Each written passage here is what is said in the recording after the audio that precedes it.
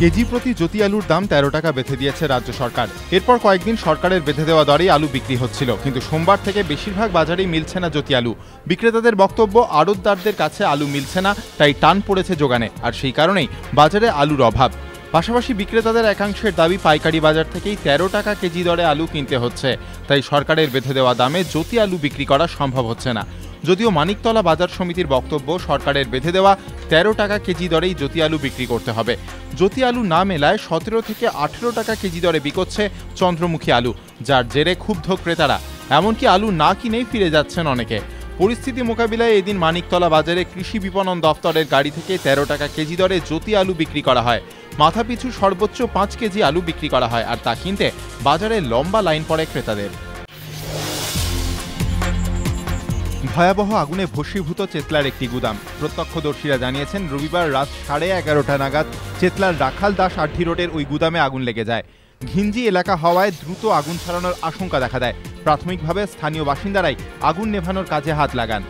খবর পেয়ে ঘটনাস্থলে পৌঁছয় দমকলের ২০টি ইঞ্জিন। এরপর প্রায় ২.৫ ঘন্টার চেষ্টায় রাত ২টো নাগাদ আগুন নিয়ন্ত্রণে আসে, কিন্তু ততক্ষণে গুদামটি সম্পূর্ণ ভস্মীভূত হয়ে যায়। আগুন নেভাতে গিয়ে দমকলের ২জন কর্মী আহত হন। তাদের এসএসকেএম হাসপাতালে নিয়ে যাওয়া হয়। অগ্নিকাণ্ডের খবর পেয়ে রাতেই ঘটনাস্থলে যান দমকল মন্ত্রী জাভেদ খান, পুরমন্ত্রী ফিরহাদ হাকিম ও তৃণমূল সাংসদ সুব্রত বক্সী। পুরমন্ত্রী জানান, ৪ বছর আগে একই গুদামে আগুন লেগেছিল। তখনই গুদাম মালিককে সতর্ক করা হয়।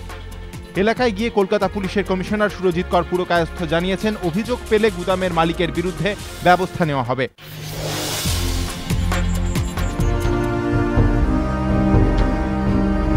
ভারতের প্রথম মঙ্গল অভিযান। মঙ্গলবার সেই অভিযান শুরুর কথা। তবে ইসরো সূত্রে খবর, আগামী ৭ বছরে আরও ২টি মঙ্গল অভিযানের পরিকল্পনা রয়েছে তাদের। প্রথম মঙ্গল অভিযানে গিয়ে মঙ্গলযানটি লাল গ্রহের মাটি ছোঁবে না। মঙ্গলের কক্ষপথে ঘুরে মূলত সেখানকার আবহাওয়া সংক্রান্ত নানা তথ্য পাঠাবে। এরপর ফের মঙ্গলে একটি অভিযান চালানোর পরিকল্পনা রয়েছে ইসরোর। সেই মহাকাশযানটিও জঙ্গলের মাটিতে না নেমে ওই গ্রহের মাটির ছবি পাঠাবে।